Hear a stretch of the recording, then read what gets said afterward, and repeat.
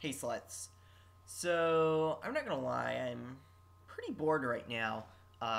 This is my first Tumblr video, and I'm mainly making it because I had Thai food for lunch and slept for 7 hours afterwards, so now I'm gonna be up all night. But, anyways, I've been getting a couple of questions in my Tumblr box, and I thought that it might be fun to make a video in response to it, especially now that I have this new computer that's an upgrade after breaking my old one for the fourth time. So, the question I'm going to answer right now is, do you have advice for someone who is insecure about being gay? Like, I'm out, my good friends know, and I'll tell anyone if they bother to ask. But whenever I bring it up, whenever I bring up the subject that I'm gay, like tonight during my group interview, the room suddenly just becomes real quiet and it gets really uncomfortable, making me even more insecure. Before I really answer this, I want to say two things about the advice that I'm about to give. Number one is that my advice should not be taken universally. Uh, I'm white and I come from a fairly well off background, and I don't know, Anonymous, what your racial or gender or sexual or any other kind of identifications you make, what kind of class you are, whether you're disabled or not. There's a whole range of factors that, really go into what you can do to be more secure, less secure, and, how you navigate your daily life. The second thing that I want to say is that, you know, I I don't really recognize this in myself, but I apparently give off an air that I am somehow liberated. I've been told by like multiple people that I'm the most liberated person that they've ever met, which is always very surprising to me because I am insecure about things, including my sexuality.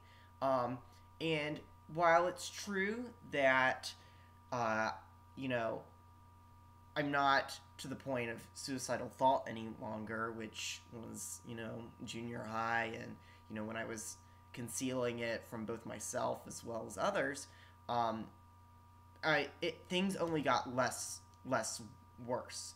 I'm not. My name's not Dan Savage, and I'm not going to sit here and tell you that everything's going to disappear and everything's going to be great, and you can go have a respectable dinner with Ann Coulter, and your sexuality will not be an issue.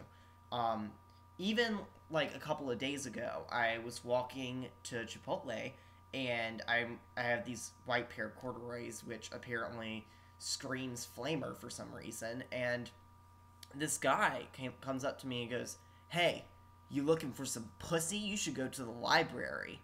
And I was really taken back by it. And he was like, "You looking for pussy, right?" And I was like, good to know I can find it in the library, and put my headphones back in and keep walking. And ever since that moment, I've always wondered, I speak all these things about how people should be okay with their sexual identity, but when it comes to moments like that, there are moments of insecurity when you don't really want to reveal yourself. Um, and so I'm I'll get to the chase, and here's my advice. But know that it's only going to make it less worse, because I think insecurity about anything is just part of being human. But the first thing that I really did that helped me make it better was to educate myself. And when I grew up, when I came out at a southern high school where there was no one else out in the school. And so I didn't really have anyone that I could really communicate with or, seek safety with, but I was on the debate team, and I researched everything because I knew if I was going to come out, I was going to have to be able to defend myself and everything. So, it's the Bible Belt, so I went to the Bible and I found all the verses that said why it's not okay to be gay that people cite, and looked at the cultural implications of all those. I looked at other Bible verses, tried to take into context, read some gay theology and queer liberation theology and stuff like that, and whenever anyone confronted me about those things, I could be like, no, here's the passage you're citing, here's why it's wrong, and here's a better interpretation of the scripture that you're wanting to use your faith for.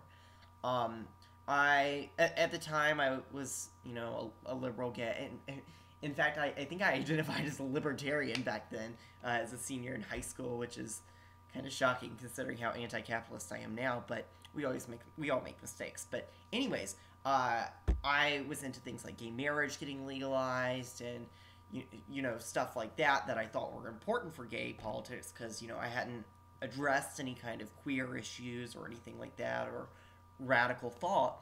And so I went through all the reasons why gay marriage shouldn't be okay, and I came to terms with those. And as I did research, I found different voices, not just that are like political, but also just experiences that were really helpful for me. But the politics aspect of it was really significant for getting me motivated and to be able to be more confident and being able to affirm myself, because I didn't want to be in a situation where somebody would make me feel insecure by citing the Bible or saying something about gay marriage and me not being able to respond to it, because that would make me even more insecure. So I just educated myself.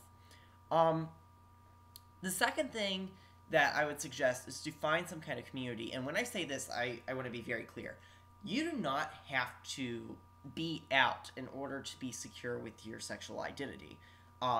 This is just a kind of myth that we've kind of developed, that it's a natural part of being gay or queer or whatever is that you have to come out, but there are plenty of people who can navigate their lives without wearing it on their sleeves. I'm not one of them, but I don't want to say that everyone has to come out to be secure with themselves. So when I say community, I mean either queers, like a gay, lesbian, bisexual, trans, or just queer community, a community of activists, a community of allies, a community of whatever you really need in order to get by. In my high school when I came out, I only had like 2 close friends that I really thought I could trust, and then when I came out, a shocking number of other people came out to me for some reason. And I guess because, no one else had really come out and there was really no kind of community for it. And, we actually got together and organized Day of Silence for the first time, and it really revealed who was like on what team different people were on, and all the education that I had got put to good use. I also started going to drag shows at a local gay club, which is also, not necessarily practical or even allowed for some people, because not all cities, towns have gay bars or anything like that, and if they do, it's not always 18 and up, so age becomes a factor. And I thought that those were interesting, and, it did introduce me to a couple of really good friends that helped me become more secure with it, but it's definitely not a scene for everyone. It usually becomes a lot more sexualized, which, I mean, nothing wrong with that. Everyone, it's glad that those kinds of spaces exist in a society that says that they shouldn't, but it's definitely not for everyone, but it can be a place that can help. There's gay straight alliances that are at different schools, or queer straight alliances. Some of them are more social than political, but those are important too for finding any kind of community. You don't always have to be political, although I would say that it's probably better to be political. But there's all kinds of stuff, and if you're young, there's a lot of organizations that are popping up in different places for that kind of stuff. And both my parents are in Parents and Friends for Lesbians and Gays, or PFLAG, and so they've created kind of a community for themselves, even just as allied parents. And through that, there's some networking that happens. So if you're fortunate enough to have people that are involved in stuff like that, then that can help.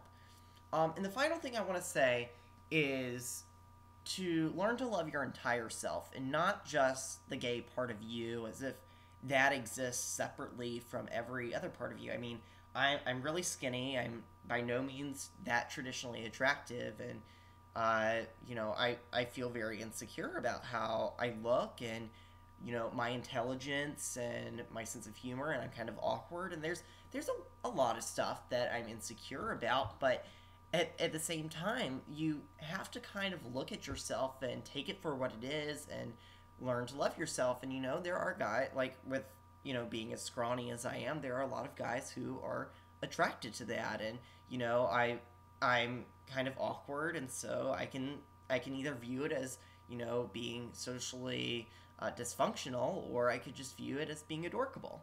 And there's a host of other things, but you really have to learn to love your body and everything about you before you can really just be like, oh, I'm now a super confident gay. So I hope this answered your question. If you have any more, then feel free to hit up my inbox, and depending on if I look like total shit or not, I may or may not have more videos. So thanks for watching.